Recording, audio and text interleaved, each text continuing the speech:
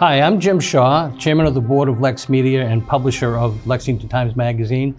I want to welcome you here with us today. We're here today for a discussion, a LexMedia discussion on the upcoming debt exclusion election that's happening in June.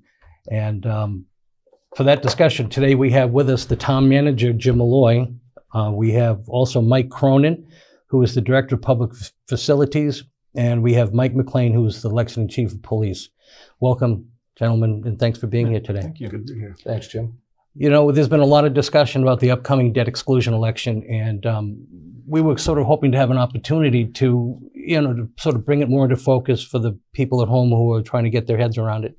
And I know it's something that the community has been sort of considering and working towards for a long time. And towards that end, it's sort of, I'd like to ask you, town manager, to talk a little bit about, how we got where we are today, maybe a little bit about the project in terms of a sort of an opening. And then we'll talk about a little later on the scope of the project with the Director of Public Facilities and a little bit about the needs of the Lexington Police Department. So the project has been going on for, as far as planning goes, for about a decade. In 2011, we had a space needs study done, which found that the current police station was significantly undersized based on just the number of officers we have and the space that you need to put them in. But it's also inadequate when it comes to what is actually included in the facilities. The building was built in 1956. At the time, as you can imagine, there were no computers in the police department. The E911 emergency communications was a completely different thing. E911 didn't exist in 1956. And so the equipment that needs to be in the building is completely different than what was needed in 1956. And so after the space needs analysis was done, that was refined over a period of years. There was some start and stops, and then the town moved forward with the fire station, which was a higher priority given that some of the structural problems that the fire station had. And now that that project has been completed, we started moving forward with the police station. And then in 2020, with the killing of George Floyd, the select board opted to hold off and have a series of community conversations to get input from people in the community. And we brought in a consulting firm, All Aces, that worked with the town and facilitated a lot of those conversations and did some training, both for town staff as well as some members in the community. And then select board members, Joe Pato and Doug Lucente, went out and met with various affinity groups in town and had some discussions. And from all of that information, we made some adjustments to what the planning was as far as what would be contained in the police station and what the community use would be and how the building would be accessible to the public in the future. And I know that both Mike Cronin and Mike McLean can speak more on that. Mm-hmm. And so we went to last August, the select board made a decision to go ahead and put the project back on track. And at that point, we included funding for the final design work on the fall town meeting. We've gotten that work done, and as well as a final cost estimate, which went before the annual town meeting this year on March 28th and was approved by a vote of 174-1, which is 99.5% approval. Which is almost unheard of. Which is, yeah, exactly. It's almost unheard of on a capital project like that. And I think it's really been that the town has spent a lot of time doing planning and getting public input on this project and has been very transparent about the design and the cost associated with it. And so right now, what we approved at town meeting was $33.5 million, which will be going before a debt exclusion election on June 6th. And so that's really the next step and really the final step in the process before we start moving the police station out to a temporary facility, dealing with the Hosmer House and then demolition of Right. the current police station and construction of a new Right, station. and I'm going to make a note so we can talk a little about, because it sounds like we finally do have a remedy for the Hosmer House, We do. which is a good thing. It's And good. that, again, has been something we've been grappling with for a long time. You talk about the size and scope of the project. Why don't I turn to Mike Cronin to ask you about, people are saying, and I don't think they're being critical. They're saying, is this project, is it too big? Is it just right? Is it what we need in terms of the physical needs? Can you talk a little bit about what, why we ended up with this particular project, based on all the conversations and the meetings with the engineers and all of that, the Sure, consultants? happy to do that. So let's go back 11 years ago and talk about the Donovan Sweeney space analysis. They went through and looked at the program and the space that we have in the existing building. The building is 12,500 square feet, and they've determined that the square footage required is 28,300 square feet. It's almost 2.5 times the size of the building that's currently there. The building there is in some tough shape. It doesn't even have an elevator. It doesn't have sprinklers. It still has men's and women's single stall bathrooms. They're tiny. It doesn't have a roll call room. It doesn't have the ability for the officers to gather. There's no public space. The building lacks some of those basic criteria. In fact, you have to go upstairs to get into the building. It is just not accessible from that standpoint. So we've come a long way with all of our investigations with the public, and to say, what does this building need to have? What's the best way we can service the community? We've received a ton of input, and with the architects that are on board, Tecton Architects, they've been able to formulate all those different pieces and come up with the building that we have today, which we have gender-free facilities for the bathrooms, so that you walk into a bathroom, it doesn't have a male or female label right on the door. It's for anybody. Anybody's use, all welcome. We have a public conference room on the right-hand side as you walk in the front doors, and that's available for folks to have meetings with the police, or to have, you could even do a transaction if you were selling a laptop. Right. And you wanted to have a safe space to do that. That's the safe space that we're providing for the community to do that. And there is a need for that. There is. I mean, I hear all kinds of stories about people going on what used to be Craigslist or some other online Facebook Marketplace. Facebook Marketplace. Everybody trusts Facebook, right? Those transactions happen all the time. And where are they happening? They're happening in sometimes somewhat unsafe environments. So Right. we were now providing spaces to do those things for those private interviews that happen with families and with the police for whatever those matters happen to be. Victims of crime. There's also a larger space that's available for police officer training, but also for public meetings. So we're providing that environment as well for the community. The ability to house the vehicles inside, underneath the building, so that they're out of the weather. It provides the officers a little bit of safety, so when they get in and out of their vehicles, they have some safety around that. We also can control the environment by which the significantly expensive equipment that are in all the police cars are we're housed inside. We're protecting them. We get a little bit more life out of the equipment and out of the cars now. The building has had quite a bit of feedback from the public. We've heard that. Jim was talking about the communications we had with the policing, and we resulted in 4,000 additional square feet have been added to that building in the 2020 conversations. And that's really to assist the police officer staff with some lay folks to help with social work and all of those other programs that we currently didn't have in the original design of the building. That's an important point for people to understand, that you just didn't arbitrarily say, let's just add 4,000 square feet to the building. It was done so because that's what you heard from the public in Lexington. This is what they really wanted. That was direct feedback from the folks that were out there. And Mike can talk a little bit more about what's the ins and outs around those individual spaces. But we incorporated all of that feedback and had the architects go back, redesign, and this is now the new design that's out there today. Right. Well, it sounds like we're mostly all on the same page. You talk about a nearly unanimous vote in town meeting. I'm not in town meeting any longer, but I was there a long time, and it's not very often that you see that, and that's important on an issue like this, because there is this cohesion and agreement in town meeting on this project. And I think, as a representative government, town meeting that is, it's important for the folks that they represent to understand that they did their homework, they researched, they came to the conclusion that it was the right thing at the right time.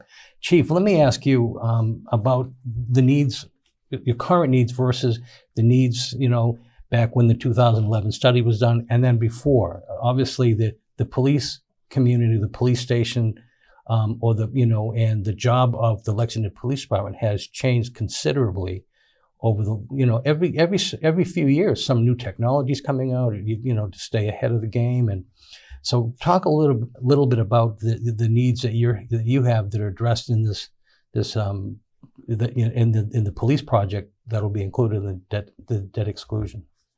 Sure, Jim. I'd like to just go back and touch a little bit more on something that Mike mentioned. Is a lot of these positive changes that have come to the designs were during the pause in our planning stage, and it really involved a lot of community outreach, not only to the residents and the community members of Lexington, the members of the people who work in the building right now, and other town members of government to just see what they want out of their police department and where do they want the police department to go. And what Mike touched on a little bit too is one of the overwhelming besides and inviting, welcoming, and places for the community to interact and come into the station was mental health professionals who could work within the police department. And we're not talking about specially trained police officers.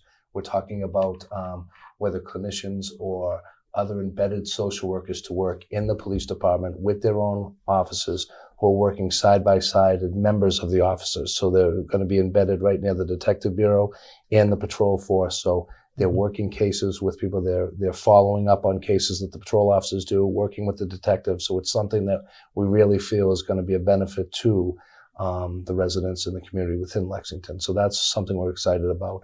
But as far as space goes, like going back, Jim mentioned, currently we're 12,000 plus. The studies that have been out there have shown that we should need to be at about probably 35,000 square feet.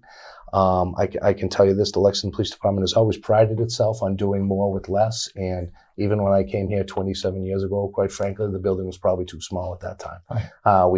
We were slated for 53 officers back then. We're only 50 right now. So what it really allows us to do is to become a more modern police force that is going to be able to support and provide the space, tools, and equipment necessary for us to better serve the members of the community, including things like having a better detective bureau where we can house all our detectives in the same place. Right now, we're kind of mismatched in offices throughout the second floor. This has better cohesiveness, better teamwork, better areas to store all of our evidence to meet all the accreditation standards that are very tough to meet right now for us because we are a state accredited agency, and other things just as far as like officer health and wellness. We have a plan on a new workout facility within there that's going to have, if officers are healthier, the studies are out there that they're happier at work, they're better to do their job, and there's less time on sick and other medical insurance coverage that the town has. So we're excited about moving forward. But one thing that's really good with this plan is we have the flexibility in this new design that if not only that we have to meet the needs right now of the Lexington Police Department, but we feel that this flexibility is going to be able to serve any changes in the near future. And like you hit the nail on the head, Jim, is we don't know what new technologies are coming, what new programs. So we want to have that flexibility as time comes in and policing changes. We're able to change with that and have that space. So we're pretty happy with this plan. Well, policing has changed a lot. You now, there's the concept of community policing, diversionary programs, other things, and that makes a big difference with the way that you interact with the community in terms of doing your job as a police department. And you mentioned that, back when the building was designed, it was, they were thinking about 50 officers, but that was before all of the changes in technology and everything else that had to be moved into that building to accommodate all the upkeep, if you will, keeping up with technology in order to be a cutting edge department. And I will point out, very proudly that you guys, I know, have been accredited in the high, I think at the highest level you can be at this point. Am I correct in that? Or isn't there some sort of a state or federal accreditation that you've gone through? You're correct. We became state certified back in 2013, and Right. we just got reaccredited for the second time in January of this year, and that's a 3-year term. So we're very proud of it. That's the highest that we can go in this state. Quite frankly, the facilities we have right now don't really allow us to be nationally accredited. So hoping with a new facility will give us something that we can explore as well. Right. Jim, in terms of the scope, people are concerned, and as I said, and I'll reinforce this message that town meeting is in agreement on this, but people may have questions about the cost and concerns, but this is something, that we can no longer afford to sort of kick the can down the road. I know that's something that's been oversaid and overstated time and time again, but it's really true. And the time has come. Everybody's in agreement. Everything's lined up to move forward. And we're just at this point asking the community to sort of jump on board and go with us on this. So maybe you can speak to that a little bit. Yeah. So the cost will not go down, right, and the need does not go away. There is a need, as both Mike Cronin and Mike McLean have said. The current station is about a third of the size that it actually should be. And so that need is always going to be there. And when we put the pause on in 2020, we were under the belief that the monthly inflation on the cost of the project would be about $120,000 a month. Turned out, I think, to be closer to $200,000 a month. And a lot of that had to do with the pandemic and supply chain issues. But the project will continue to just escalate in price. And so if we were to put it off, it would just end up costing us more down the road. And so what we've done is we've tried to plan a lot of our capital projects so that new debt is coming on as old debt is going off. And so the gross cost to a resident on this project is about a 1.6% increase on their property taxes in the first year, which is the highest year of debt costs for any municipal project, the way we fund them, and then it goes down from there. And at the same time, and though we don't really count it this way because we just want people to know that what the actual cost is for this one project, as other debt goes off, the net cost is going to be actually less than that to residents. Yeah, that's something I didn't think of, because you're right. If it's just when other debt starts to go away, it starts to level off again. So I think that's an important point, because all of a sudden it just brought it into focus for me. And you lay it out. I know that you're publishing a piece in the Lexington Times this month about answering some of these questions directly, and I think you lay out very directly what that impact is going to be for people. Yes. So they can go there. I imagine they can go on the town website and see that as well. Yes, that's one of the things I was going to talk about, sort of in the closing, was where sure. people can get more information. Okay, we'll get that. We'll get to that. It's just I think it's the right time for the project. Because we're looking straight at a new high school. We're looking at these other things. So it's something that's got to get done now. So I will ask a question. We can still have a new high school, right? We can. So one of the things that we've done, and I'll try to explain this in a really as quickly as I can, is we came up with a new capital stabilization framework, is what we called it, in order to mitigate the cost of the new high school project. And what we're doing is any new project, we're calling them extraordinary economic development opportunities. And those were defined as any project on the Hartwell area that was part of the rezoning of Hartwell, and then any project that is one of the PSDUP projects that we do. That the net new property taxes from those projects will go into a capital stabilization fund permanently, will not become part of our operating budget. And then when the high school debt comes, those funds will be used to pay the high school debt from those projects. And so for projects that right now based on let's just say based on a $350 million high school project, the debt would be about $15 million a year. And for private economic development projects that have already been approved, we think the new property taxes from those projects would be about $11 million a year. So already it's covering almost 2/3, if not a little bit more, of the estimated costs for the high school.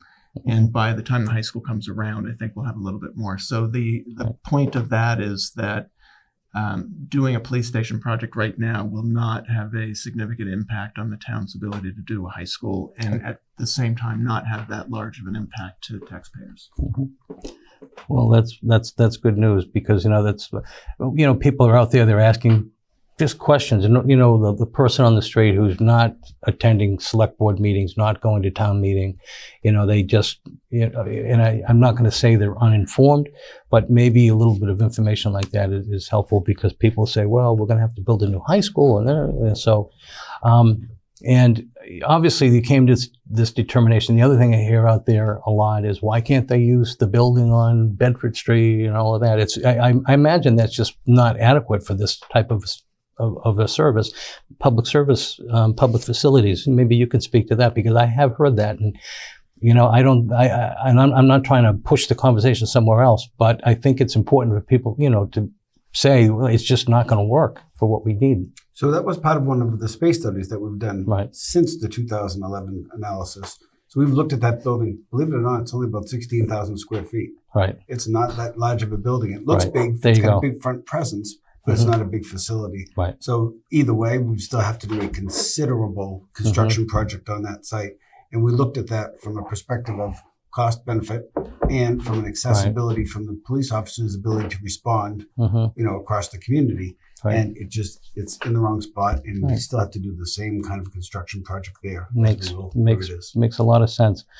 One of the things that I think and I think it's a kind of a funny way of getting to this. It looks like we finally solved the Hosmer House issue, which I know has been an associated issue to this, because the footprint requires that building be moved. And so I think people will be pleased to hear that, although it's not a done deal, there is a plan to take care of that. Yes. So we've actually put that out to 3 different RFPs, and the first one we had one qualified bidder, but the select board didn't approve the site, and the second one we received no bidders. This one we did receive a bidder, and there seems to be that both the Historic Commission and the Historic Districts Commission are both open to this location. The select board signaled at their last meeting that they were unanimously open to that location, subject to it being able to get all of the permits. And so we do have a proposal to move the Hosmer House by a private party that is looking at converting it back to a single family home, and putting a small addition on the back to make it, it's got a 700 square foot footprint, so it's a pretty small structure.